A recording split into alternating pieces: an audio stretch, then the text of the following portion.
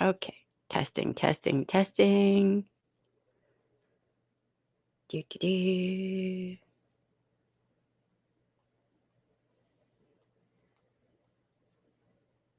Sounds like it might be good. I think we might have fixed the sound problem. Here's hoping. Okay. Finally. Oh my God. Here's hoping. All right. So this is a redo of yesterday's live stream because there were problems. I'm going to try to get everything into this video that I said yesterday. I'm going to try. Starting off straight off, I've been watching what's happening out in LA, and it's real bad. Bad. Hey everybody, how you doing? Okay, so I saw a video where they showed the drone footage of the damage so far as it stands now, and it is bad. So for those of you who are newer subscribers, for a long time I worked in private security, and part of the contracts we would work was disaster relief. So I've worked a lot of disaster relief. I've worked one wildfire in California. And I was like, I will never work another wildfire, because you can have a wildfire in front of you and you think you're fine. Next thing you know, there's one behind you and you're almost boxed in. It's terrifying. So the numbers they're saying of people who are evacuating out right now, as of now, those numbers are going to be low, because I don't know if they're factoring in for unhoused people, people on college campuses, and multi-generational domiciles or domiciles with multiple roommates. So those numbers are going to be low of what they're reporting now. So if you have a friend, loved one, whoever, who had to flee this situation, and if you have this space, offer for them to come stay with you. Because one thing you're going to have is waves of people evacuating. And when one wave, that first wave leaves out, they will take up lodging in the surrounding area, out to Las Vegas and wherever. And then you'll have the second, third, fourth, fifth waves of people. To the point that there won't be any lodging available for the people who leave out later. So if you have space, and if you know the bandwidth and whatnot, offer a place to stay for someone you know, because that can help out other people as well. Yeah, there's way more I could say about that, but I just wanted to put that out there because this is bad. LA, to my knowledge, has never had a wildfire of this extent. Firefighters are having a hard time. I have seen videos where they have the helicopters with the buckets. I forget the name of them now, where they get the water from the ocean and bring it in. So, yeah. What is really weird is seeing places I've been there many times and it's gone. It's just devastated. So, to everyone out there in LA, just all of the love. Also, part of the reason I'm bringing this up because I'm worried about Tori Magoo. If anyone knows, is she okay? Does she need help? Does she have a GoFundMe? If she does, let me know. I will disseminate that everywhere, and I encourage everyone else to do that as well. There are going to be a lot of people who lose everything, absolutely just about everything. It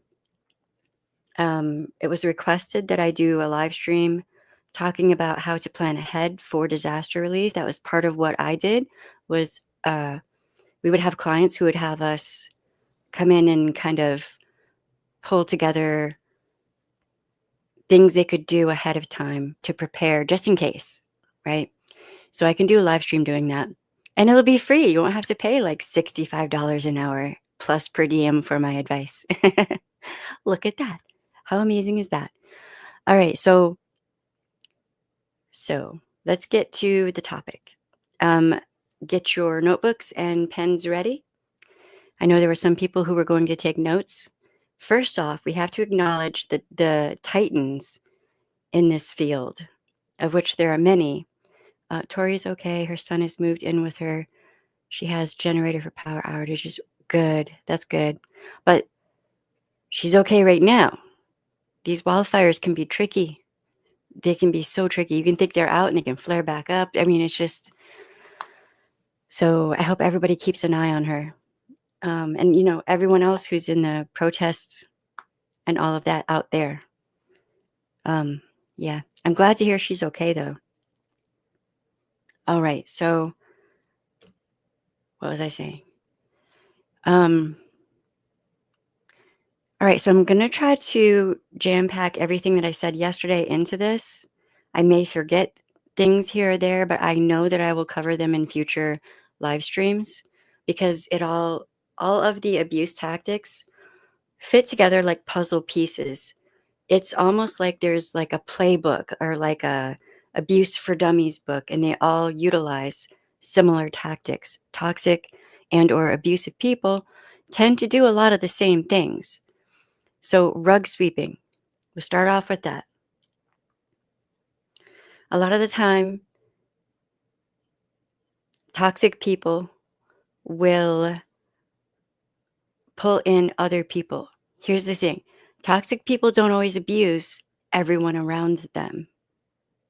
Quite often, in fact, they don't. They'll have certain key people they will target. If they view someone as being weak or less than and not having as much of a protective like social network, family background, resources, etc., they will view that person as either weak or strong, depending on the infrastructure that person has. So,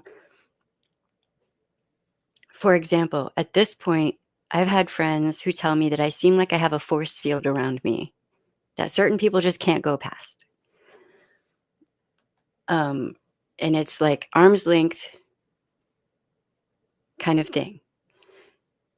That is a skill set that I have kind of nurtured and built up over time through a lot of the work that I've done on myself in therapy, and just educating myself and working as a victim's advocate was key in teaching me how to keep the toxic people at bay and the abusive people also. Toxic people love to use fleas and flying monkeys and enablers. Fleas and flying monkeys are enablers. They love to have like a stable, right? They have a collection of people who will fight for them. And those people who are doing that may themselves be afraid of that person, but they don't acknowledge it. And there's a thing that Dr. Ramani coined, a term called betrayal blindness. I'll look for the video of hers and I'll put the link in the description. It's amazing. I love that term so much. When I first heard it, I immediately knew what she was saying, and I was like, oh my God, yes. She is wonderful. She's one of the titans in this field who just really breaks things down really well and is an amazing educator. She's the person I go to for more knowledge. And so many of us who work in victims advocacy look to her as well. Also, Laura Richards is amazing. She's one of my favorite human beings in the world. And there are several others. I'll try to compile a list of really good resources for everyone. But rug sweeping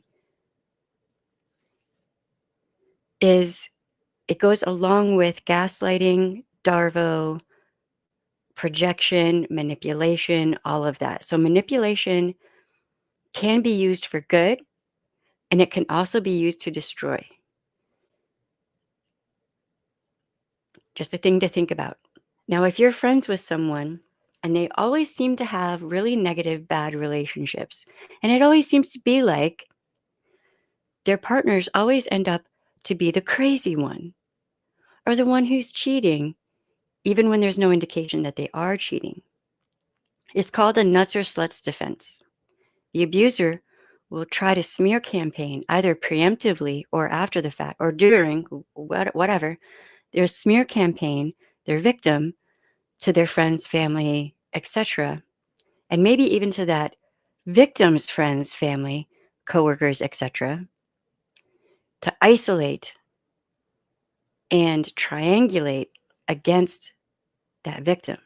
And rug sweeping is a very insidious part of this. You'll see a lot of boy moms do this for their sons. They'll say things like, well, he's such a nice guy, or, friends too can do this. He's such a nice guy, though, and I've never seen him do this. I've never seen him behave that way. He's never treated me like that. Couldn't possibly be. That's all rug sweeping. If I catch another content creator doing that, that is an immediate unsubscribe and block. I may take the time to try to educate them, but half the time people are not going to listen, and I already know this. So why should I even bother to try, right? The other day, I saw a content creator who was rug sweeping for a certain person, and I was like, absolutely not. You should know better at your age. What are you even doing? That's rug sweeping. And I'm going to say this again, especially now if my sound is clear. I want you to hear this. Everyone out there, you need to hear this. Internalize it, take it in, understand the words that are coming out of my mouth. Trauma is not drama.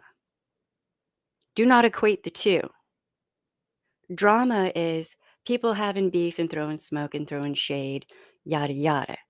Abuse is not drama. Someone being abused is not, oh, ho hum, it's, that should just be private. That's rug sweeping. You are rug sweeping when you say that. You're rug sweeping for an alleged abuser. And it's gross. It's disgusting. You should be ashamed of yourself if you're doing that. I have no sympathy for a person who does that. Especially if you're like over 40, you should absolutely know that abusers and toxic people love to do things behind closed doors. And sometimes they will do things out in public in front of everyone. Nobody even knows they're doing it because abusive people, abusive and or toxic people, love to have coded language, much like a certain group, Scientology. They have their coded language. Fair game is coded language of abuse. That's what fair game is. It's abuse. It's a huge trove of abuse tactics, all put under one umbrella term, fair game. It's coded language. So an abuser can be in a social group, joking, making inside jokes, right? But that victim knows that inside joke is meant to hurt them. Nobody else understands that, but the victim does. You could have an abuser actually make threats at that victim, but it's encoded language, so only the victim understands. Oh, if I talk to that person again, I'm going to get my ASS beat as soon as we get home behind that closed door. So if you see one person is being very gregarious and outgoing and they're the life of the party, right? A lot of the time, abusers love to be the life of the party because they want that spotlight right on them. And if they see the spotlight going on to the victim or anyone else, that's when you'll see that mask slip just a little bit. And then they've got to get that attention back on them. So they may target jokes at the victim so that the victim is the receiving the joke at the expense of them. Nobody else understands that, though.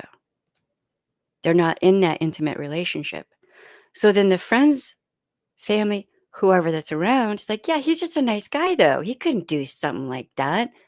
Don't rug sweep for a possible abuser. You don't know what that person's really like in a relationship, do you? If you don't, shh. But then by that same token, you could have friends, family, etc., who didn't know that person was like that, and they're completely shocked and caught off guard by finding out a possible reality. that they didn't know about. And you could have a victim who's friends with someone they didn't know was an abuser. And when they realize it, they could disassociate and just be like, I cannot even believe they're like that. An abuser could help someone who is being abused by someone else get out of that situation. That victim doesn't even know that this person over here is actually an abuser too. Do you see what I'm saying? These things can be very complicated, very nuanced. There could be a lot of context like around it. So if a friend or a family member is saying to you, I need a minute to process this, take that seriously. Understand that sometimes people need to just take a breath, figure out what is actually happening, let their brain catch up with what they are learning. And especially if they're a survivor of DV themselves, give them a minute to just come to understand what they're finding out. But for those people who just automatically back the abuser, what if that abuser targets you and you've been saying, yeah, but they're such a nice guy. You've been enabling them, rug sweeping for them. And now it's you. Now it's your turn. A lot of the time, rug sweepers are pick-me's. They are pick-me's. They want to be part of that inner circle. They're hoping typically to gain something from that, especially on social media apps. Guess what? That abuser doesn't know you exist. Probably doesn't care about you in the least because you don't have anything they want. They're not going to pick you, even though you're rug sweeping for them. And it's just smacks of desperation and a lack of education. And I personally cannot stand rug sweepers because that was part of the abuse I went through. There was a whole lot of rug sweeping from my abuser. Hey, Robin. Awesome. I'm so glad to hear that. I'm redoing this video from yesterday because it was not good yesterday, and I apologize for that. Okay. Stonewall. So a lot of time people will say they're being ghosted or he was ghosting me, when in actuality, that wasn't ghosting, that was Stonewall. So ghosting is usually you're just beginning to date someone, you think it's going well, things seem to be good, and then they just stop talking to you. That's ghosting, okay? That's ghosting. Stonewall is a completely different thing from that. Stonewall and gray rock. And I added yellow rock to this because yet again, I didn't realize most people don't know what yellow rock is. So Stonewall, gray rock, and yellow rock are silence used as tools. Stonewall is used as an abuse tactic. Gray rock and yellow rock are used for self-preservation and self-protection. Two very different things. So Stonewall is used to control the communication and break it down as a means of training the abuse victim how to behave or not to behave. So maybe the abuser doesn't like you talking to your mom or certain friends that they find threatening because those people are going to be the ones who are going to be there for you when, not if, but when you're ready to leave. And the abuser knows that. So the abuser will be like, I don't like you talking to such and such. And you're like, well, that's my mom. That's my dad. That's my brother. That's my best friend. What? Well, why do you even need them around? You got me. No one person can be everything in a relationship. You're still going to need your social network, your friends, your family, your coworkers, an abuser might be jealous of your child or children. You still have to be a parent. but they that need for attention may even supersede the need to be a good parent. That's how insidious abuse is, right? So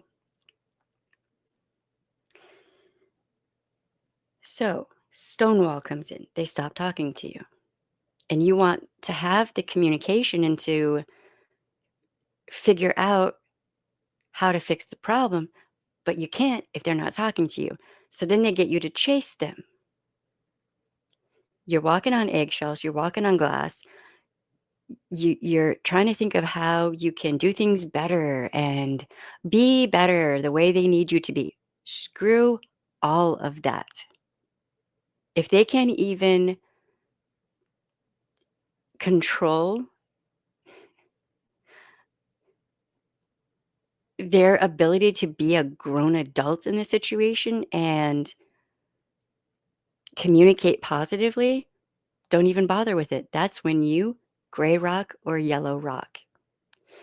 With me, if somebody tries to stonewall me, okay, bitch, I bet you I can do it better than you with the silence. So I'll get to the chat in just a sec. These are really important tools here. Gray rock, they want to stonewall you or be abusive or what have you, or you decided you want to disconnect. You don't want to deal with them anymore. It depends on what situation you're in, how you use gray rock. My ex used to try to stonewall me, and I would not chase him. Once I realized this relationship was basically over and I was going to leave. All right, you go ahead, you be quiet. Please, for the love of God, be quiet, because that means you're not yelling at me or trying to argue with me for like 3 days in a row. Go ahead, be quiet. Thank you. Okay. I didn't say that, but I was thinking that. So I would gray rock. Just, okay, say nothing. Have conversations with other people. And if he would try to come to me and talk to me, yellow rock. What is yellow rock? You're polite. You're nice. That's where, oh, bless your heart comes in. No emotion. You don't give them an emotional response. You don't give them anger or pain or I'm hurting right now. Why can't you be there for me? You give them nothing. You don't rely on them for anything at all. It's basically, you don't want to communicate with me positively? Okay, then we're not going to communicate at all. If you're going to stonewall, keep that same energy when you decide you want to talk to me, okay? Gray rock and yellow rock are you taking your power, control, and dominance over yourself back.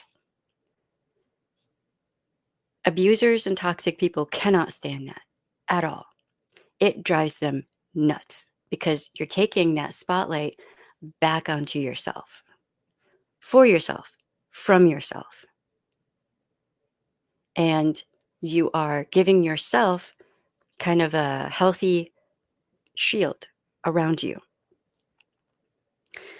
Now they will try to start that cycle of love bombing and future promising and all of that BS. It's all BS.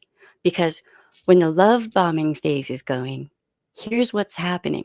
Your brain is absorbing all of that positive attention and it creates endorphins and chemicals called the love chemicals. And those start working through your brain and depositing throughout your body. And you feel really, really good, right? It's amazing. You're being swept off your feet. It's so romantic. Oh my God, you're just cloud nine, right? It's too good to be true. It is. In fact, it is too good to be true because it's not true. Because they can only keep up that love bombing for so long because they need that spotlight, that attention on themselves, not on you. So when you get to the point where stonewalling is happening, all of the abuse, it could be physical, it will probably be financial, social, physical, sexual, any way you can think of, right? Any part or aspect of your life they will try to infiltrate, take over, and destroy for you. And they will try to benefit from it for them. So if they start stonewalling and then you gray rock and or yellow rock, you're taking all that power, dominance, and control away from them. So they'll try to do the love bombing, the future promising, oh, I'll never do it again. I promise I'll change. Blah, blah, blah, blah, blah, blah, blah, blah. That's all part of the cycle of abuse, which is more like a roller coaster ride, right? It's up and it's down, and it's up and it's down, and it feels like there's nothing stable. And they don't respect your boundaries and limitations unless it's a hard boundary and limitation. With my ex, he knew if he started drinking and behaving any kind of way or using hard drugs in any kind of way, I was done. It was done. He was done. Everything was done. He knew that. So he never went beyond that point with that. But what he didn't understand was that you start attacking my family, we're done. What I should have understood at that time was that it's okay for me to say, you start attacking me, we're done. Hard boundary, hard limitation. That's it. You have to decide for yourself in your life what you do and do not want. For a partner, for a friend, for a workplace situation, for any group you're dealing with.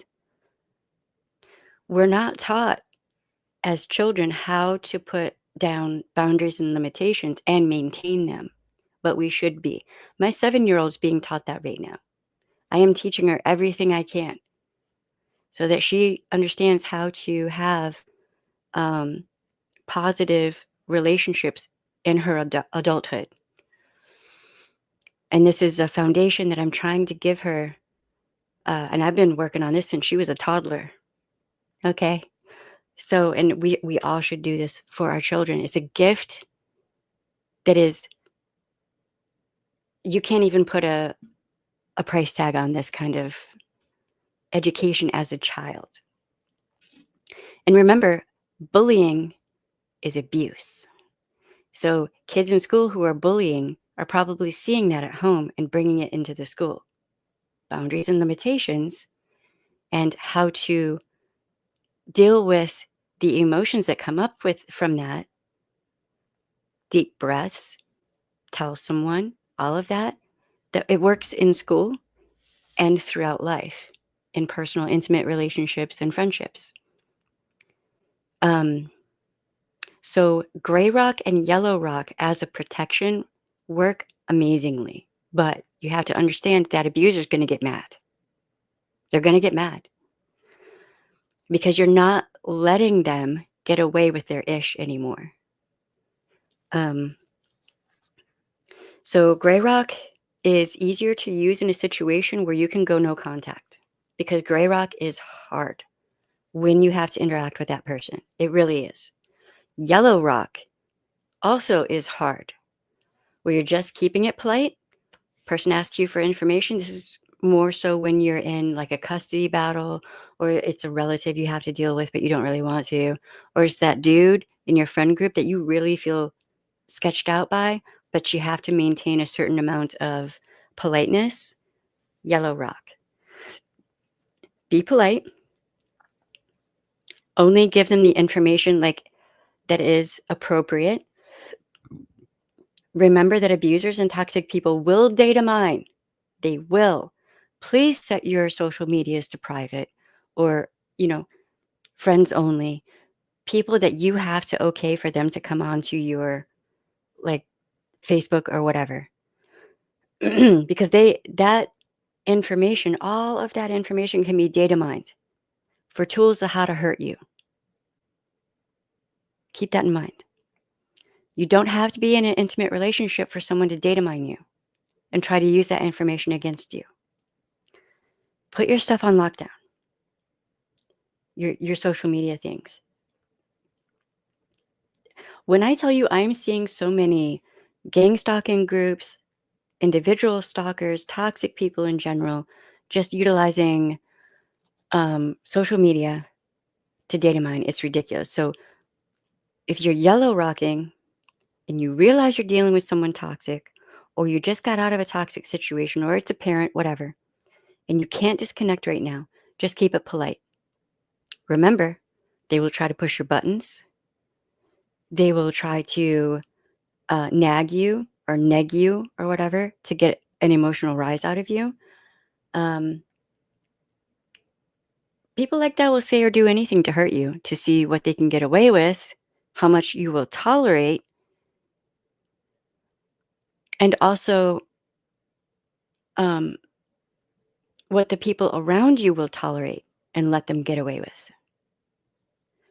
Look at the people around you and how they handle that, what they say. Do they rug sweep? Are they a flying monkey or a flea? Are they in some way backing that person who's doing the toxic things? You don't have to have any of those people in your life. Absolutely not. Because if they'll do it to one person, they'll do it to other people.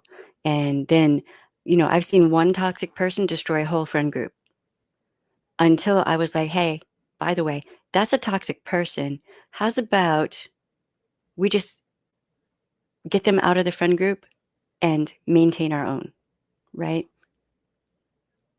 Give me 1 second, y'all. I don't want to touch the mic, I'm afraid. I'll be right back.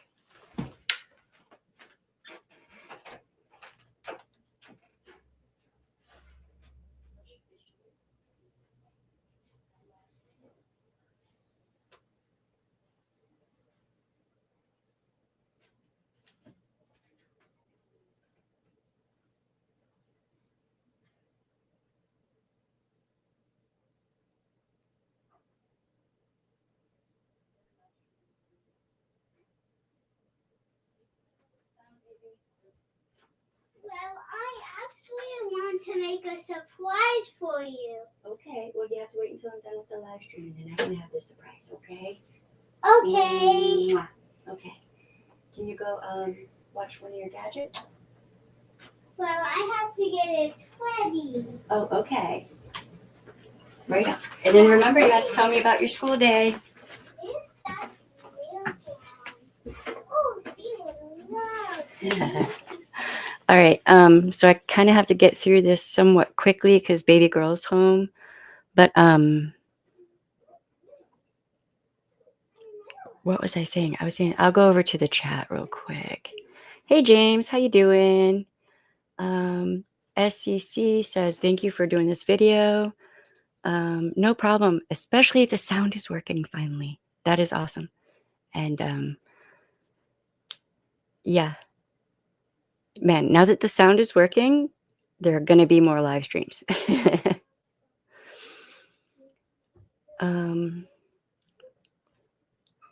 Communication is a two-way street. I should not be the one to always be initiating it. Exactly. I'll catch replay. This is important stuff. Absolutely, James. We're always here. And I should, now that the sound is better, I will be able to do live streams, multiple a day. So I'm taking notes, but we'll listen to this a few times. Right on. And I'm sure this is all going to come up again in more live streams.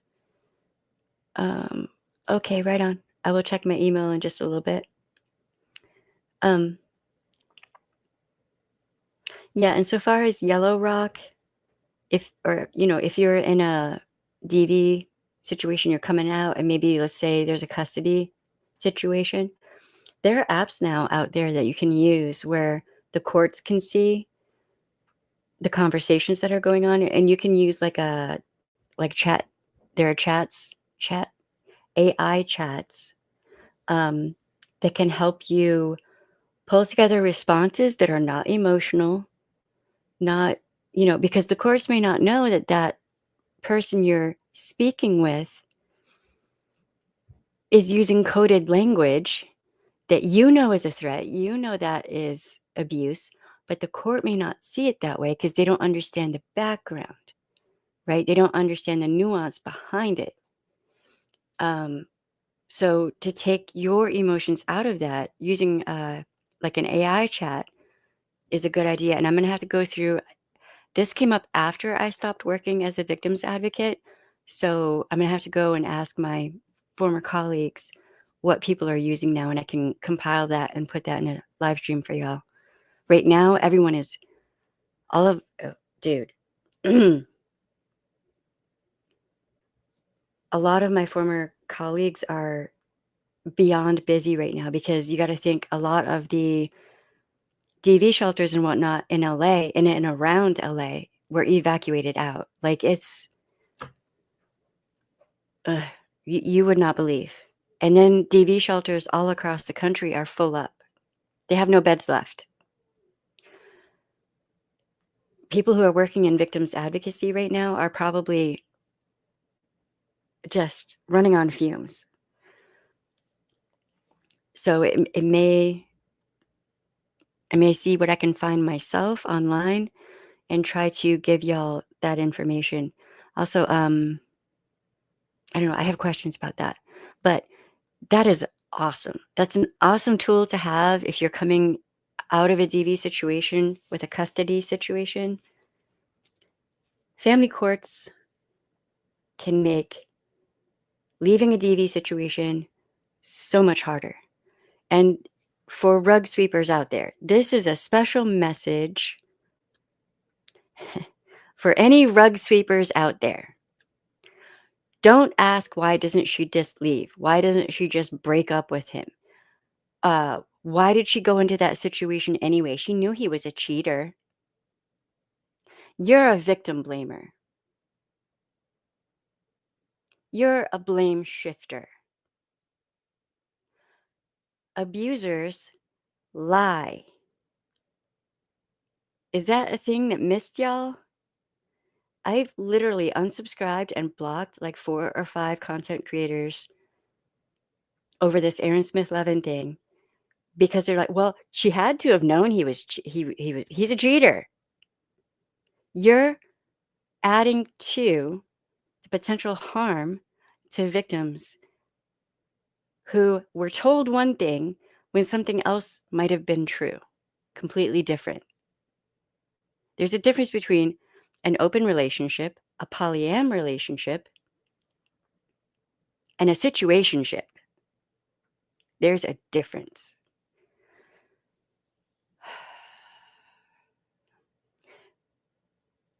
One of my exes, one in particular, would tell the women he was seeing on the side that me and him were in an open relationship. He wasn't telling me that. He wasn't telling me that. He was telling them that. Some of those young ladies didn't even know that I existed. And they were shocked when they found out.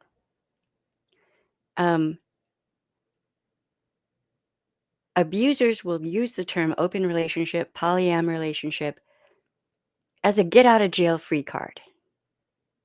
But what I find interesting is when a person is like, we're gonna have an open relationship. I'm gonna see all kinds of other people, but you're not gonna be able to see anyone else. You have to stay monogamous, but I'm not going to. That is an abuse tactic. And rug sweepers who are saying these things, well, you knew he was a cheater, and why didn't she just get out? And why didn't she just leave? And why didn't she just break up with him? You're gross. You disgust me on a visceral level because it's never easy to get out. And obviously, you don't understand what hoovering is or love bombing. You don't understand how hard it can be, and the fact, to get out, how hard it can be to get out, and the fact that it can take up to 7 times or more or less. It depends. But 7 times is the norm. 7 times. It can take 7 times for a victim of a toxic or abusive person to get out of that situationship. And it isn't about being strong. It isn't about something being wrong with the victim. How about this? How about instead of why doesn't she just leave? Why doesn't she just break up with him? Why is she putting up with this? Why doesn't he stop doing what he does? Why doesn't he behave like a grown adult? Why doesn't he learn how to regulate his emotions better? Why doesn't he learn how to communicate more positively? At some point, the victim blaming has to stop. And rug sweepers love to victim blame and victim shame and blame shift and be flying monkeys and fleas, and then sit there and act like, well, if you say something to them, what are you doing? They're like, well, don't get mad at me. I'm not the one who got into it. No, you're the one who's perpetuating harm, perpetuating abuse against the victim. Do you feel better about yourself? Because sometimes it seems like people who do that rug sweeping are like, ho, ho, like all hoity-toity arrogant. I don't know. It's really gross though. Um, oh, not a problem. I'm trying to pay it forward. What is that abbreviation? DV shelter? Domestic violence shelter. Which a thing that's coming up is there are more and more across the country. There are DV sanctuaries, which is awesome. So domestic violence sanctuaries. Sorry, I have to run. We'll catch up on the replay. What is hoovering? Hoovering. Yep. Hoovering is where you are getting away from someone toxic. And they see that and they don't want that to happen. So they try to pull you back in. But it can also be a toxic person is into, like, they have a target. They have someone in mind that's going to be the next one, right? And they want all of that person's friends and family, all of the circle around that person to be on the abuser's side, right? So they'll try to hoover up. And that love bombing can come into that. Trying to charm the people, which is love bombing, can come into that. In an attempt to isolate that victim, which would make it easier for the abuser to step in. So hoovering is, once you really get to be able to spot data mining, hoovering, all of that, you can see it happening in real time. And I've actually warned people at times. That's hoovering right there. That's alert, Robinson. That's a red flag. Especially if you're the victim and you're trying to get out. Hoovering can take many forms. So you're trying to get out and that abuser says, well, I'm going to take myself off the planet. If you leave me, I'm going to end myself. If you this, that, and the third. That's where yellow rock and gray rock come into play. Yellow rock. Well, if you're going to do that, I'm going to have to call the authorities, get you help, your family, so let them know what you're saying that you're going to do, and they can help you. Because I can't help you with that. You have to take the emotions out of it. That when they threaten to take their own life, that's a sympathy card.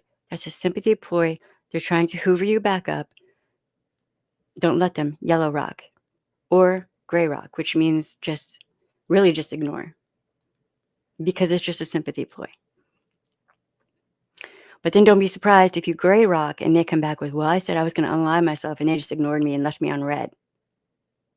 Tell people this person's abusing me. This person is abusive and I'm gray rock. I'm gray rocking them. I'm not going to communicate with them anymore at all. I've already told them I don't want to talk to them. Or tell them I'm doing yellow rock. Explain to them what yellow rock is. Go to Dr.Ramani. She has all kinds of videos about this topic. I'm sure Laura Richards does as well. I do.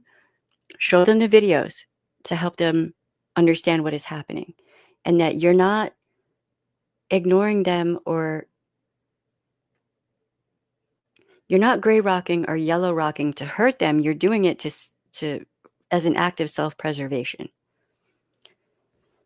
because abusers will make any excuse for themselves that they can. But it's almost always for themselves, right? Hey, Wanda, how you doing? It's good to see you. And my sound is back up and running, so I will be live streaming a whole lot more. Man, that sound problem was wearing on my last nerve, like standing on my last nerve and jumping. And I actually would have been streaming earlier, but we were working on getting this fixed. So I think I covered everything from yesterday. Hold on. Wait. See, this is why I want to have somebody who's been in Scientology come up and talk with me, because Grey Rock would be like keeping your TRs in.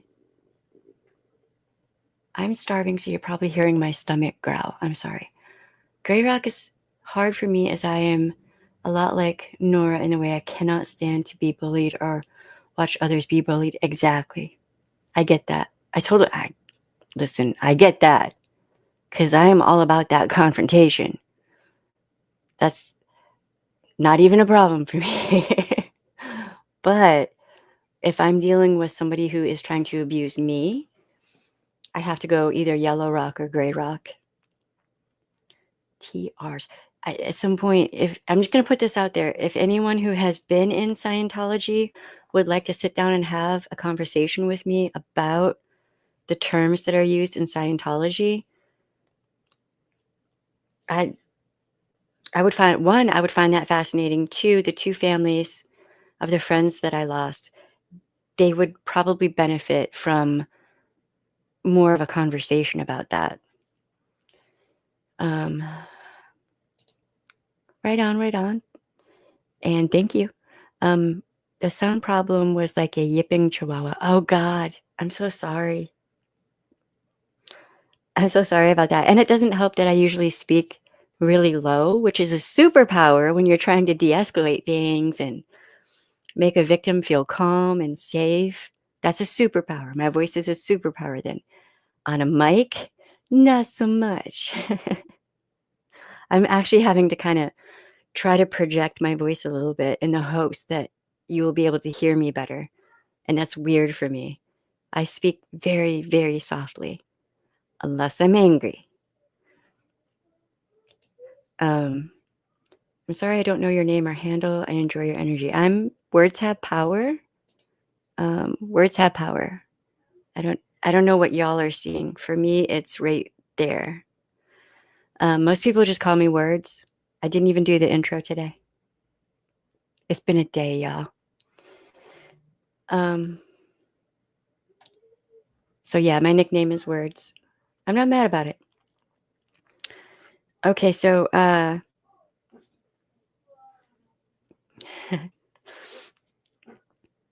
so with Gray Rock and Yellow Rock, I've had victims who, clients that I worked for, who would have trusted people be the ones to interact. Like if it was a text or an email or something like that, they would be the ones to respond, just because they didn't have those emotions, the same buttons to push, the same what have you. Fear, sorrow, pain, missing that person, still loving that person, even knowing that they're abusive. But you still feel that attachment, because those endorphins and the love chemicals that are running through your brain catch the signal and are like, oh, we want that. It's almost like going through withdrawal in a way when you leave a situationship of whatever kind. So maybe we should be more caring and understanding toward people who are getting out of situationships, instead of saying, well, why did you get into it in the first place? First, look up what love bombing is and hoovering. Educate yourself before you say dumb shit, is what I'm saying. And that's not to you, Bo Peeps. That's to certain content creators who were saying that.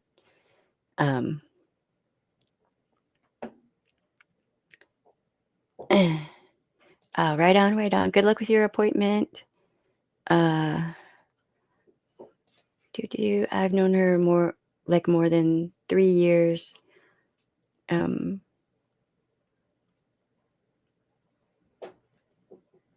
yeah, yeah. I hope you're doing okay, Wanda. Yeah. What's up, baby? I just want.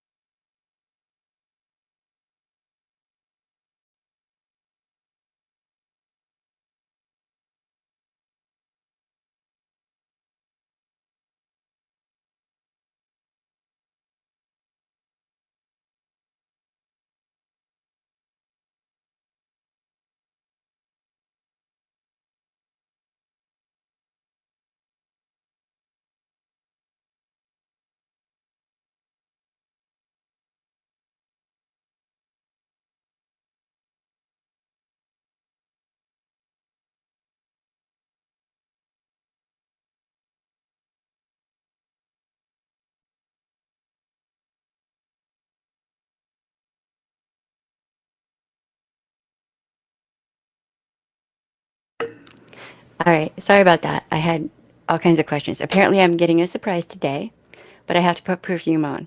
So, um, and I'll let baby girl know that everyone says hi. Um, okay. I think I covered everything in this video that I covered yesterday.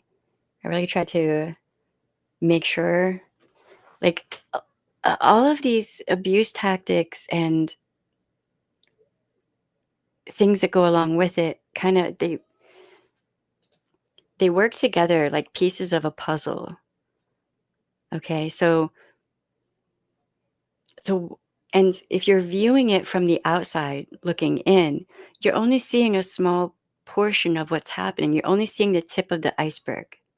You're not seeing the whole thing if you haven't been in it with that particular person. So keep that in mind. And if I'm just going to say this because I've seen people speculating, if she goes back, keep a space of care, compassion, and love for her because it can take up to seven or more or less times of going back before that victim realizes he's not going to change.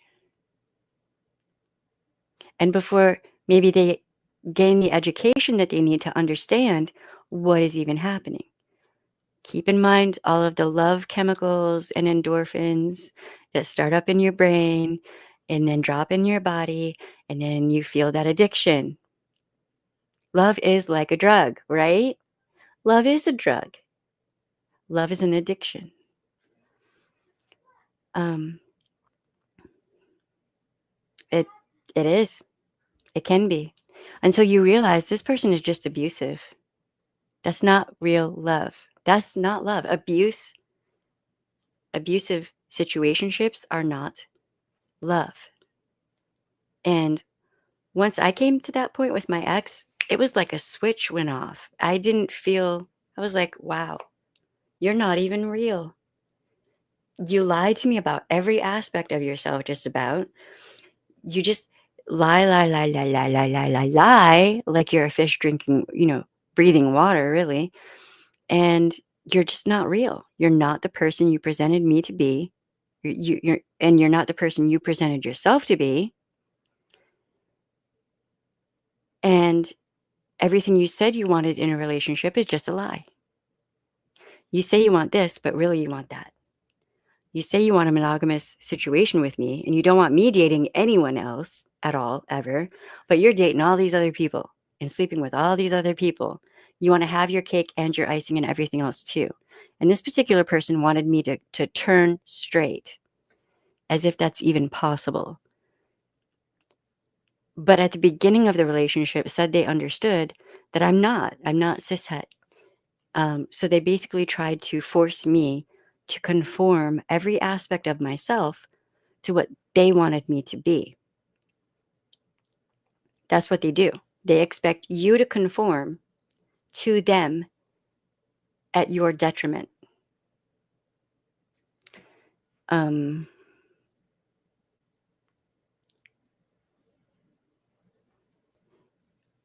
had to have police help here. They were great, kind. Get out, you deserve peace. Yes. Law enforcement is not always great and kind, though. I will say that. Yes. Can they turn queer? No, they can't. So, but abusers don't care about like reality. It doesn't enter into the equation. Exactly. Yep. Yep. Yep. So, if you're out there and you're talking about this whole Aaron Smith Levin thing and all the things that have gone down, and you're like,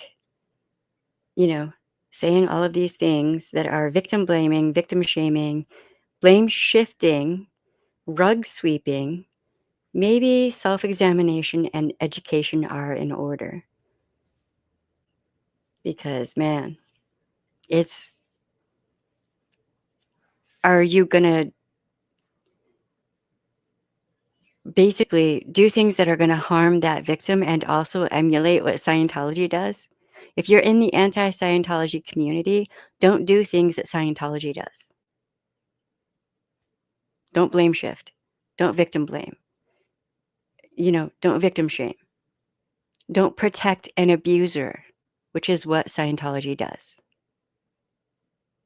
Yes, I'm calling you out. If you say you're anti Scientology, then don't do the things that Scientology does. I'm not going to say any people in particular because I could, but I'm not going to. And we also have to bear in mind that some people may need time to catch up with what they're learning might be going on. Give people time to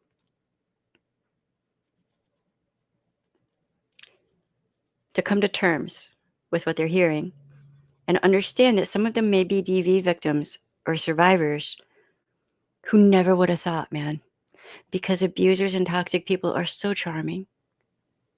They really pull you in, don't they? They're just, they know how to do what they do. They're experts at least at that. They may not be able to control, they may not be experts at controlling their own emotional outbursts, but they're damn sure experts at manipulating other people, projection, and trying to utilize their social skills to maintain power, control, and dominance over everyone around them. So just give some people time to process, is what I'm saying. A lot of people are not automatically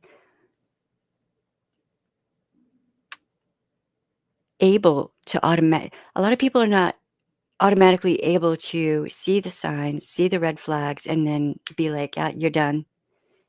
So for some people, it takes a little bit of time.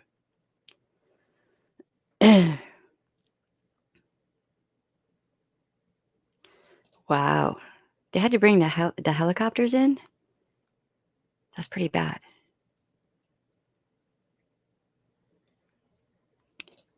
This right here. This right here.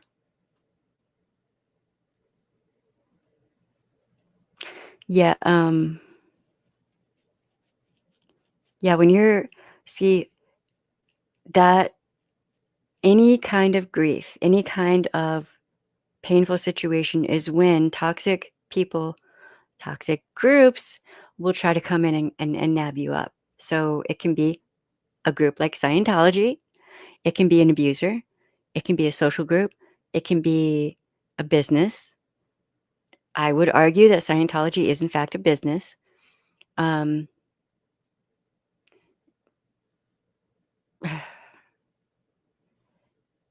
If you are in a vulnerable situation, you just got divorced, you just went off to college for the first time, you just lost a loved one who was very important to you, you just had a breakup with a girlfriend, you just had a big move, like maybe from one side of a country to another or to a completely different country.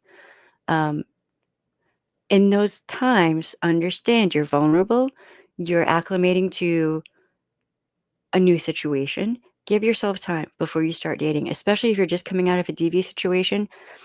The standard advice that I would always give my clients and all of us did was at least 2 years. Give yourself a couple years, man. You got time. You don't have to jump into something right away. Give yourself time to heal. And the outcome of that will be you'll be healed or on that healing journey and better able to see if there's a problem, if you're dating someone and there's a red flag, and you're giving yourself time to figure out what you do and do not want in your relationship and what your boundaries and limitations are. That's a really important thing. Write all that down. Write it all down. Journaling is actually a really good idea because it helps you process what you're thinking in your mind and bring it out into the world and kind of manifest that. We lived in a rich, hilly neighborhood. They never ran our hill. To this day, they loved my feeding of squirrels. My husband lost his mind. Separate bank accounts. Yes. Listen, I don't care how long you've been in your relationship. Separate bank accounts. Maki has their bank accounts. I have mine. We've been together for, I think, over 10 years now. Was it 10 or 11 years? Something like that. Will we someday have a joint account? Maybe. But I would advise Maki not to put all of his money in that same bank account. Although I think at this point they understand I'm like the opposite of an abuser. I'm like, I have tried to educate Maki about abuse tactics so much that he's advising other people now too. So separate doctors, true. Yeah. Separate social groups are not a bad thing. And then have, those groups overlap too is fine. But, you should not have to have your partner up your behind every single second of every single day. I can give you a beautiful example right now. My grandparents on my one side, they were together for 30 or 40 years, right up until my grandpa passed away. And they both had their own social groups. They both had their own hobbies and things they did. But they also had social groups that where it would come together. And they were not codependent on each other in that way. That's the thing you have to watch out for, codependency. Abusers love it when you're dependent on them, when you're codependent on them. They love it. And that's in any kind of group, social, work, intimate, family. They love that. They love codependency. I hate codependency. I can't do it. Won't do it. Absolutely not. There's a difference between a positive interaction and a codependent interaction. So a lot of time abusers will try to have people that are codependent on them, but not in an intimate relationship because they make the best fleas and flying monkeys. Weapons. And what if there's, someone with a gigantic platform who has those codependent situationships, sort of, with people in their fan base who they utilize as fleas and flying monkeys. And that abuser may not even know that person is doing that for them because that person's a pick-me. I mean, can you imagine trying to get out of a situationship with someone when they have all of that behind them? That would be terrifying. That would be terrifying. So think about that with certain large content creators. Just keep that in mind.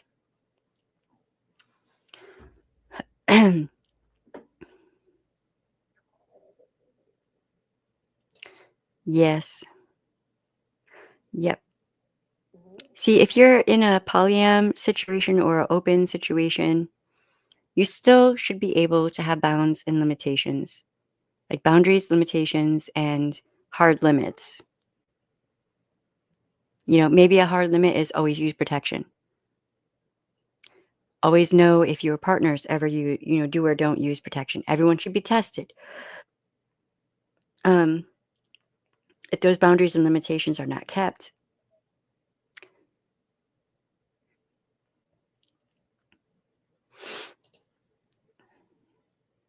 wow. Yeah, I mean, not monogamy is not for everyone. Non-monogamy is not for everyone either. But a lot of the time, abusers will try to force non-monogamy on people who just aren't. That's not how they are. They're not. If you're monogamous, you're monogamous. It's like my ex tried to force monogamy on me, and I'm polyam. I'm pan. Like, but in his mind, I was supposed to be monogamous, but he didn't have to be. There's no logic. There's no reason. There's just me, me, me, me, me. I'm going to do things that make me happy. That's what abusers will do. That's what they are. Okay, so we've been going for a little bit over an hour. I have to get going because we have our after school stuff for baby girl that I have to get doing. And I'm going to have to get started on dinner. I hope this video helps. I hope the sound is good. Finally. If it is, I might throw a party. We might have a party live stream on here, just like, yay, the sound worked. If you have any questions, any things you would like me to cover, please feel free to put them in the comments. That's what I'm here for. I have a whole bunch of new subscribers, so we might do a live stream just letting y'all know why I started doing this in the first place and what my goals are. Yeah, y'all have a great night. I hope everything's good for you, especially all of you out in LA, all of you on the East Coast, all of you dealing with the snow weather that might be coming up. Yeah, everyone, I'm just sending hugs out to everyone, except for toxic people. Thank you, Luna. I hope so. I hope it can bring I really hope it can bring some relief to anyone out there who's in a DV situation. First off, hey, hold on. If you're in a DV situationship, it's not your fault. It's not your fault. You did nothing to deserve this. You're not stupid. You're not ugly. All those things that abuser tells you and tries to implant in your head is to benefit that abuser. It's not to benefit you. So you need to start telling yourself I'm trying not to cuss, every single day, you're smart. You're smart. You're loved. You're beautiful. You are worthy. You are needed. You are capable. Just take whatever they tell you about yourself and reverse it, because they're only telling you all those negative things to keep power, control, and dominance over you. And if they're yelling at you all the time, that is only just to wear down and beat down your internal strength within yourself. You don't need that in your life. You don't deserve that in your life. You don't have to have that in your life at all. Okay? Every accusation is a confession. Keep that in mind too. Okay, remember, you have the right to say no. You also have the right to not deal with rug sweeping. And if someone is stonewalling you, use gray rock and yellow rock. You have every right to have power, control, and dominance over yourself. Okay? Nobody can own you. All right, love y'all. I'll see y'all later. I might try to live stream later on tonight. Maybe. Maybe not, though. Maybe tomorrow. All right, love y'all. Bye.